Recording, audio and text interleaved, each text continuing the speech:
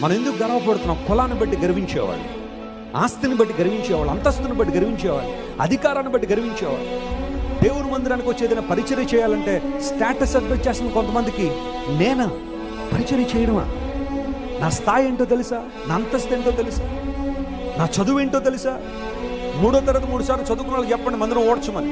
మాలాంటి వాళ్ళకి వద్దు అన్నట్టుగా కొంతమంది దేవుని పరిచర్య అంటే చాలా చిన్న చూపు చూసేవాళ్ళు ఉన్నారు. ఎందుకు ఈ మాట చెబుతున్నారంటే, కొన్నిసార్లు దేవుని కోసం మనం ఏదైనా చేయాలి అంటే, ఆయన కోసం వాడబడాలి అంటే, దేవుని కోసం బ్రతకాలంటే ఏమేమో అడ్డొచ్చేస్తున్నాయి మనకి. నా స్థాయి ఏంటండి, నా అంతస్తు ఏంటండి అని. కానీ జాన్ ద బ్యాప్టిస్ట్లో మనం తగ్గించుకోగలమా? ప్రభువా నీ చెప్పుల వారు విప్పడానికి కూడా యోగ్యుణ్ణి నానయ్య. ఒక పాట పాడడానికి అవకాశం వచ్చినప్పుడు, ఒక ప్రసంగం చెప్పడానికి అవకాశం వచ్చినప్పుడు, సాక్ష్యం చెప్పడానికి అవకాశం వచ్చినప్పుడు, పరిచయం చెప్పడానికి అవకాశం వచ్చినప్పుడు అదేదో నీ గొప్పతనంలో భావించడానికి లేదు.